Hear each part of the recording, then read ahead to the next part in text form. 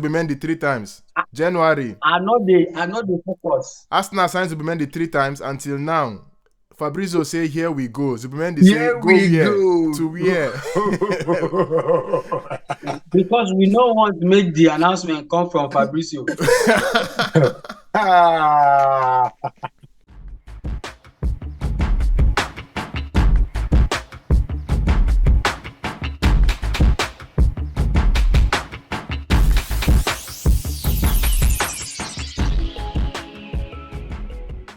Wait, focus on the matter here. Arsenal signs Zubimendi 3 times. January. I know the focus. Arsenal signs Zubimendi 3 times until now. Fabrizio say, here we go. Zubimendi Here say, go we where? go. To where? Because we don't want to make the announcement come from Fabrizio. Ah. Wow. Zubimendi say, I here don't we see go. this Go one, here.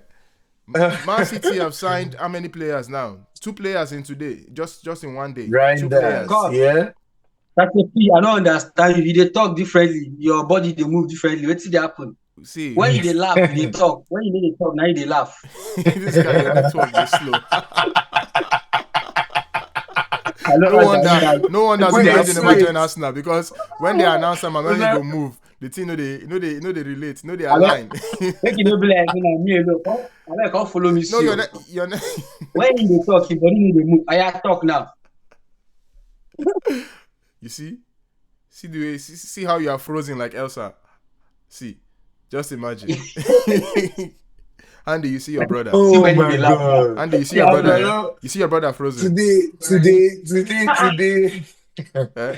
today the comedy show. All right, welcome guys. Welcome to Soft Sports TV, and this is the Soft Sports Podcast. We had to start with some fun. And if you haven't subscribed to this channel, please make sure you do so. It's Soft Sports TV on YouTube, and follow us on all our social media platforms. Everything that has to do with sports, we talk about it right here. All right, but right now, let's start with the football transfer window. A lot of movements have been going on. Man City, as of today, just signed, I think, 2 players, right? I am sorry, I cannot help it. See, just that as we're talking about transfer again, then I look at Mr. Fairplay, then you look at the black that is putting on, it's just it's Bro, it's Black nothing. Lives Matters, It's every other person's club can relate to like the way you're You know trying to what? Can you guys conversation. do this thing without me? No, Can no, I you have excuse to be. myself? You can just No, go you ahead and have do your to. own No, thing. you have to be. Andy, you woke up and chose violence, man. Black Lives Matters, come on. That's why I brought the black with a touch of red. Red for violence, the blood, you see. For violence. Okay. But well, like you said, Transfer window, Man City, City, yeah. 2 players today, hot. What's happening there? Like, Pep had just 1 bad season, and in the winter window, he brought in like how many players? About 3-4 players. It's 200 million, over Now, 200 million. 4. 4 players. Yeah. Now he's Spent bringing about in. Yeah. I think Tijani has been confirmed. How do you see Tijani performing at Man City? I think he's a very good player, a very good midfielder. We've seen what he did at AC Milan. He's good as a box-to-box midfielder. He can get you goals. He's also strong. Some call him Kaká. I don't see the similarities, but Against Real Madrid, that was a match where he performed to at the very highest level, and he's like you just rightfully mentioned, that player that can crash into the box. But I just hope Pep doesn't fold him and mold him, into a system, becoming a system player, and living out his. Well, I believe he's going to have a good, a good career under Man City and under Pep. well, looking at Man City. people say Pep change some players and make them system players, just like you've mentioned. But you look at Tijani's attributes, I think it will work well because he's a midfielder Yeah, it fits. who loves to attack, and he's also strong. He's good on the ball. He's a good ball passer as well. So it's a system that will work. And if he's got someone like Rodri next to him, and the likes of Mamouche, Doku up front, I mean, it's just it's gonna flow. It's gonna flow well. Mr. Fairplay, what do you think about that move?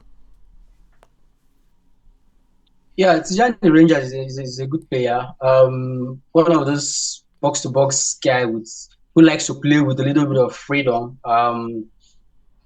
He likes to crash the box, score goals, very good ball carrier, energy. Also, few of those kind of players that can play for 2 hours non-stop and won't get tired. So it's a very good player. He's a good fit for the English Premier League. And if Pep is insisting on him, is because he has seen something that the guy can add to his team. I think one of the things Man City lacked towards the end of last season was what's it called?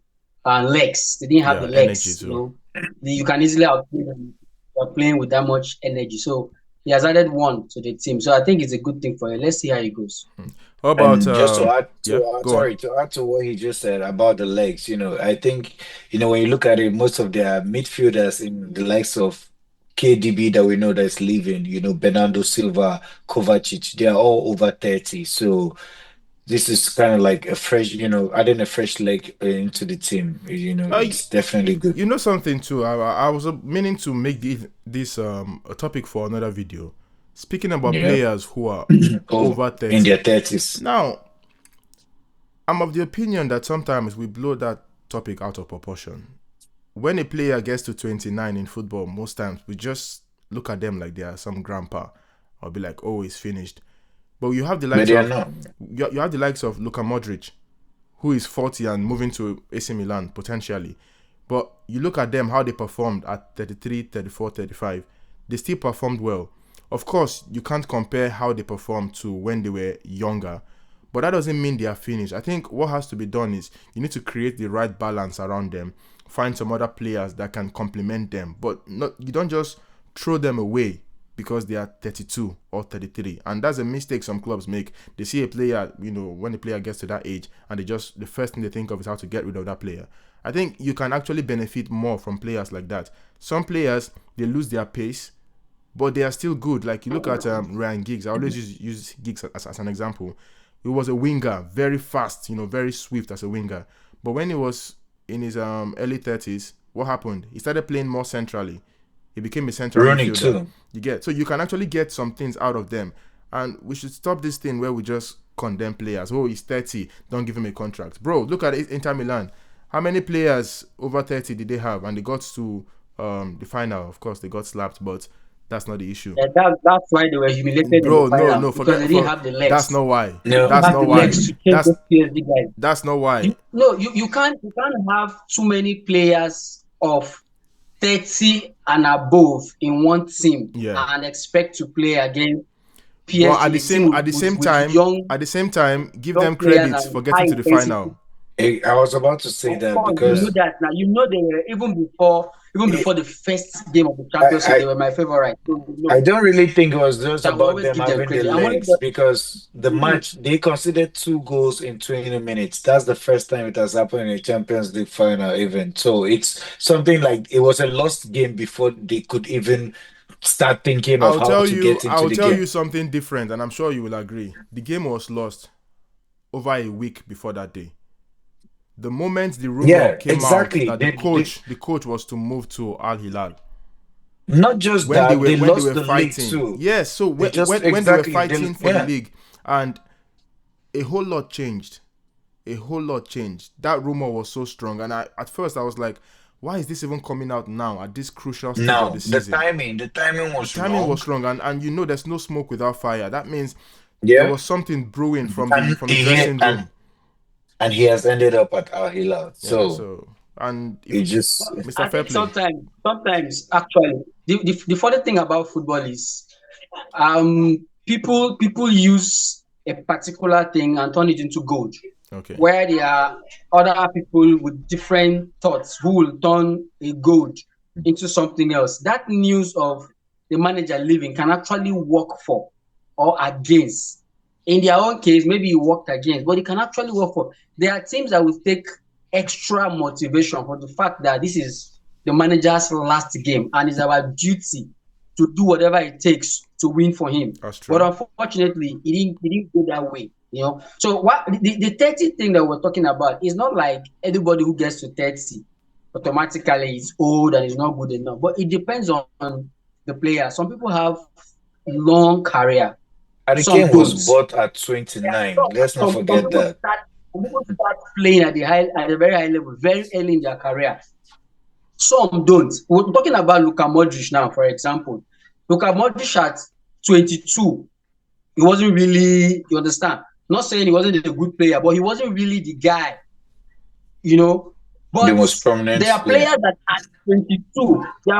at 22, the likes of Vinicius and the rest at Florian 22, Wirtz. Florian best players Wirtz. in their career. Presently. So Yeah. some players start playing at a very high level very early, and so it becomes a bit difficult to sustain it. While there are this set of people who didn't become that guy until 23, 24. So it all depends on individual.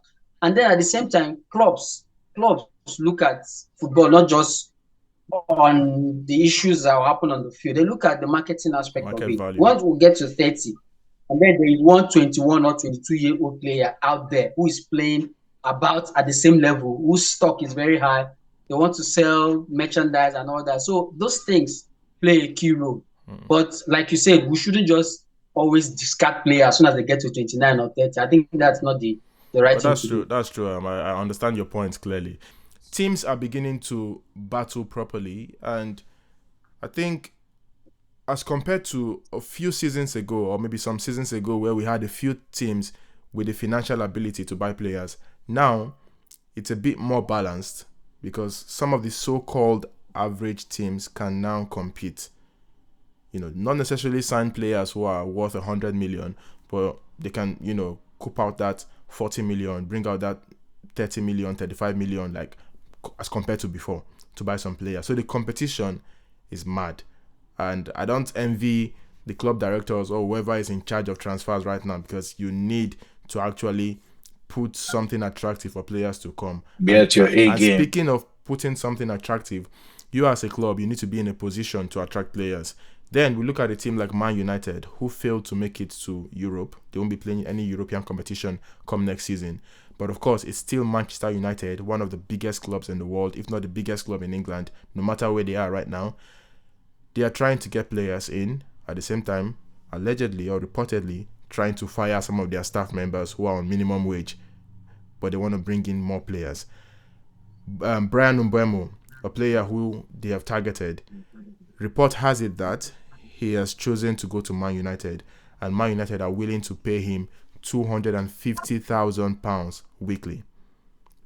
My question is, what does this say about the player, Mbeumo? Is he very ambitious to go to a club like Man United? Is he scared of competition from bigger teams? So wait, I'm sorry. Why? Yeah. Why is Man U not a big team? No.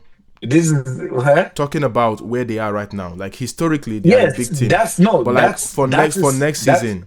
It's sorry, why I'm saying this. It's someone that actually loves competition that would go to a team like Manchester at this time. Okay. At this point. Okay. Because when you look at a team that historically they're always there at the top, right?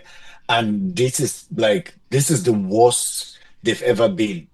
Anybody going into Manchester United now, if they can pull off like a miraculous winning the league, it will show that they were the ones that took that team from the trash the previous season, and they took the team back to where they belong. So I feel like that is why Manchester United will always still have the pull, because anybody going to Man U now would even think, oh, we're not playing midweek all the time. We can actually win the league. That's the mentality I think they will have. And I checked, I saw a video where this guy Matty, a Man U fan, was analyzing what's his name, the Manchester United coach, Amorim, yeah. Yeah. At Sporting, when he got to Sporting the first half of the season, when he got there, by that summer he cleared out 21 players. What? 21, yes, 21 players. That's how much, almost an entire squad. So that's how much change he made, at Sporting Lisbon. And That's not a change, bro. That's a revolution, that's man. clear out. Exactly. 21 players, bro. When you look at it with Man U, it's possible. When you look at realistically, at least 17 players can leave. Like right now, they have top of your head. You can call 7 players. I think they said they put the entire squad up for sale. Except You except see, that's not and true. except Bruno, who he has already rejected the Al Hilal contract that was placed before him, and that's another thing to show you that he's a competitive person. He's a captain. He wants to stay and fight and try and get the team back. Because rejecting 100 million. the contract that was put on the table, I don't think Okay, that was an easy Mr. decision Fairplay, to make. speaking about Bruno Fernandes, you, even though some people still have the jury out on him, he's still the best player in Man United, arguably. He still shows up, no matter what you say about Bruno. Yeah. But they're at a point now where they might struggle financially, and the club has got a chance of making 100 million off him. But he's deciding to stay. It's a tricky one right now because if he leaves, some people will say, oh, he's running away from the sinking ship. Or some will say, oh, he loves the club, he's trying to save the club. But he's staying, and there's a section of the fans who are happy he's staying, and there are some who are not really happy, saying, bro, you'll be 31 shortly. Why don't you leave and let us have that money and buy more players? So it's a very tricky one. But what do you think is the best decision for Bruno, Mr. Fairplay? I don't think there is any best or worst decision in this case. It's about Bruno and the club himself. The club can decide to have a conversation with Bruno and say, see, this is what we need this funds to rebuild this team, and we know you love this team, but we would actually prefer if you accept this bid so you can help us in a different way. At the same time, the club can be like, Bruno, we know there's money on the table for you, but we need you more than this money. You've been here, you're the leader of this team. We know your quality. We want to build the team around you. So we want you to stay. Forget about the noise, forget about the money. We can actually extend your contract and add this clause, that clause to you. So it's up to Bruno to respond. So whatever decision it takes, I don't think there's any decision here that we will classify as being the best or the worst decision. There were rumors that he spoke with his wife, and the wife said he wants to stay in Europe. He doesn't want to travel. He only want to move to Saudi Arabia and all of that. I don't know if it's true. There's no confirmation to that. So whatever decision he makes, I think it's okay as long as himself is comfortable with the decision. If money is not what he's after, he wants to build a legacy in Manchester United, then it's brilliant. But at the same time, Man United, what do they want? I don't know. So it's 50-50. Fair play to both United and Bruno Fernandes. Well, it might be a blessing in disguise for Man U not to be in Europe next season because I think they needed that humbling to know that yes, we are no longer who we once used to be. Let's try our best to come down to a different level and build again. And it might help them. And if they can get someone like Mbeumo, Cunha coming in, I think that would actually challenge some players. Of course, you can say Mbeumo is doing it in Brentford where there's no pressure. But trust me, you don't score 20 goals in the Premier League by being a fluke. It doesn't happen. And we've seen the kind of goals he scores. The boy is confident one-on-one.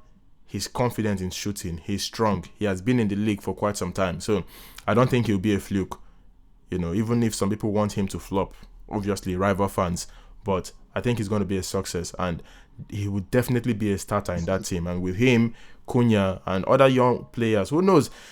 They might even get Gyökeres. I wouldn't be surprised. Oh, Osimhen. What about Victor Osimhen? Because yeah, see, why I'm saying this, I think when you look at it again, speaking from the same perspective where I spoke to you, I think Victor Osimhen going to a team like Man U will be a huge challenge for him, where if he goes, that will be very challenging. And But I think bro, if Man U signs Victor Osimhen, they can still keep Hoodlon, to learn from Victor Osimhen because he has the attributes to become a good striker, but sometimes it's about the patience. Can the team be patient enough because they've struggled? They've had just one of the worst seasons in the history, so they're not patient. But they need a go-getter. Now they're bringing a player like Kuna. He's extremely creative. You have Bruno Fernandes, who is creative. Mason Mount was getting into this gear back, before the whole season ended, and I feel like when you watch players like João Neves and Vitinha, Man U has a player in Kobe Mino that they can actually build one of the two pivot players, like build it around him, like make sure that because he has the qualities like this player. So, and if we can see these players doing it, so they have the attributes already homegrown. So it's just getting the right player to, move the team by. Like I said, they need a proper striker. Do you understand that will be a goal getter? Like you, as you mentioned, goal carriers, I said Osimhen too, because when you look at the Leicester City run to winning the league in 2016, one of the main criteria that helped them was the not playing in Europe, and they had already gone out from all the other cups, the FA Cups and Carling Cups. So it was strictly playing, just weekends, just resting a whole week, having a whole week to prepare for a game, and being a team like Manchester, like I said, if the season starts well, and let's say we're around League 18 and 19, after 18 or 19 games, and Man U is right there, first or second, they will have the belief that they can go all the way. After all, we're not going to play in any other tournament. So that's what I'm saying, that they still have, they should be able to have that pool to get the right players. Well, I love my brother Victor Osimhen, but I mean, enough is enough now. Osimhen has been doing it with, he has been doing the unexpected with teams that were struggling. Let the brother enjoy. Let him go to a team like, a team that's already furnished. Let him, enough of the hustling. That's just my personal view. Because bro, from Napoli, took them from nothing, to Galatasaray. Let him move. Let him go to Liverpool. You understand? A team that just has everything. But of course, that's just my personal opinion on that matter. Let's leave the transfer for now, because there's a lot of things to talk about in the transfer, but we can't cover that on this podcast today. Let's just talk briefly about the Club World Cup, and then we end with that. Real Madrid, Andy, your team will be there representing. Unfortunately, some other people can't say that, if you know what I mean. Yeah, They but know they know themselves. themselves. It's a new format for the World Club competition, World Club Cup, as it's famously called. Yeah. Oh, shut up! My AI trying to talk to me. Mhm, mhm, It's mhm. about 8 groups, and this is happening just after the season, after playing a huge amount of games. We don't know what sort of performance we'll be expecting from the teams who played in Europe, because most of the players normally this is when their brain goes off to preseason, or just maybe time to relax with the family. Yeah, and this is not like an international competition. It's a different thing. It's still a club competition, and you've got this huge amount of teams involved in it. And Real Madrid will be there. I think Chelsea will be there. Atletico PSG, will be there. Atletico, Arsenal won't be there. Bayern.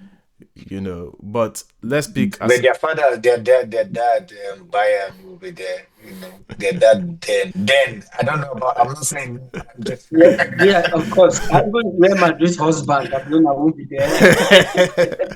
but Andy, So that's quickly, over. Andy, because we were Yeah. talking about this before somebody interrupted us. Uh, The call. yeah, on the call. Real Madrid, Xabi Alonso going into his first competition, he could win it. Yeah. Anything is possible. But tell me, how best are you placed as a team going into this competition, and how confident are you? Well, if it's for the confident level, it's always 100. But um, how best are we placed as a team? That's tricky because we have players like Vinicius Junior now that are on international duty, Kylian Mbappe. So Xabi Alonso does not really have a huge squad to work with, and this is a competition that is going to kick off on the 14th, if I'm not mistaken, right? Yeah, So. I think, the first or maybe the group stages, Alonso might be playing with most of our youth team players and the players that are available. But when you look at the likes of PSG, they're just coming out from winning the Champions League and being ambitious too, because going into this is the first of its kind, like we mentioned, it's like a World Cup and a Champions League together, bringing all the teams together, but for the world. So it's a new competition that the team that wins it is going to have a badge that will carry for 4 years, which is very important when it comes to the marketing. This is the first billion dollar project competition. Even the world in perspective, even the World Cup that the last World Cup had 440 million as the prize money in total, but this is $1 billion competition. So it is that huge. And I feel, my own personal opinion, I feel like it should have a huge impact on who wins the Ballon d'Or this year. Because why I'm saying that is because if this competition is going to be this huge, it's a new trophy that it has. Wait, no, just listen to me. It's not about Real Madrid You know now. I'm something? sorry, Just but imagine if Messi no, wins it. no, but yeah, but I want you guys to see understand this perspective. Okay. If this is a new competition, the biggest prize money. Yeah. It is where actually all the best clubs in the world. Because the reason why Barcelona is not here is because they've not been performing. If we're being honest, they had Eintracht Frankfurt beating them, knocking them out from the Europa League. And so that's one of the reasons why they are not here. But if you look at this. And what I'm saying this is a new tournament that has like all the best clubs in the world, the biggest prize money. I feel like if it does not have any impact whatsoever on the Ballon d'Or in 4 years' time, it shouldn't. That's where I'm coming from. Because it would still be that, oh, but the very first one, you cannot say, oh, it was the first one. No, it has to, that impact has to be there so that once it's coming up, other teams now will be looking forward to, in 4 years' time, how teams look forward to playing the World Cup. They'll be looking forward to playing in the next Club World Cup because now everybody has seen that, wow, it was that impactful, in as much as I know a lot of people in Europe and Africa, you guys will not be enjoying the matches, the way we will be because The it's time. going to be in America. Yeah, I mean, the I think time, I think that's just like a preparation for the World Cup. They're preparing us for the World Cup. Well, anyhow, Yeah, Real so Madrid will be in a group consisting of Al Al Hilal. Hilal, Pachuca, and RB Salzburg in Austria. But we talk about this thing being a competition involving the best teams in the world. Bro, what is Inter Miami doing there? They won their league and they're in America. America is the host, so they deserve. And MLS is not a bad league. We've not even talked about Salzburg. No, I heard the Salzburg. RB Salzburg. Salzburg has been, they've always been But I winning their think league I and think I need try at to. least. I think maybe I blame myself. I need Their to. league, which are they? The Austrian league. Austrian league, for God's sake. Bro, but I need For to God's do sake, more Austrian league research can to find go out to how champions. they got, how they selected It's the this team. coefficient, the rankings, the coefficient. How in the past 4 years, it's Yeah. about your performance in 4 years. So the past 4 years, the teams that have been performing at the highest level, like it's not just about Salzburg winning the Austrian League. Winning the Austrian League, they are always coming to Europe. So they have a high coefficient of always, being present in Europe. That's where it comes from. Oh, Then okay. you have teams like, Bayern, Man City, and Real Madrid, who theirs were the coefficient. Now, Atletico Madrid too is present Every because time. they've been better than Barcelona in the past 4 years. They stayed constant, the champions, the world, Barca dropped to the Europa. So it was about the coefficient on ranking, Okay, and What about Liverpool? Why are Liverpool not there? Liverpool hasn't won the league in the past 4 years. apart from this So when season. you check They've it, just won the Yeah, but No, it was designed before the season ended. no, it was designed. Before it was the season. designed already before The the season season ended, started. yeah. So from what you just said, like Barcelona, they would have been here too. But it's crazy. That's what we're saying. It's crazy, and it's a huge. But that's It's a huge debate. But quickly, because of time, we've got like 2 minutes to Okay. go. Quick prediction: who do you think is gonna win this competition? Real Madrid. That was a big mistake asking you that question, Mr. Fairplay. Yeah, first of all, I don't know. This is not actually because my team is not participating. I'm not really feeling that tournament. It's just an opportunity to grab money from FIFA. But I'm not really feeling it, to be very honest. And like I said, it's not because my team is not there. That's competition is just somehow. We have players battling for Nations League, semi-final, final. Some are trying to qualify for World Cup, and then there's Club World Cup. Like the whole competitions are just so choked up. Like you don't, no breather. Okay. But talking about prediction, I think the current European champions with the momentum of winning the Champions League. I think they have what it takes to win it. All right, That's that's PSG. PSG. Okay, quickly just to end it, they say who no get money to buy beer go say he know they drink beer because beer bitter. If you understand. All right, guys. Thank you so much for watching this podcast. My name is Sasa P. I've got Handy and Eval, aka Mr. Fairplay. Please make sure you subscribe to this platform. You like, you share, you go in the comment section, drop a comment, and just get engaging with us. Thank you so much, and we'll see you next time. Let's go.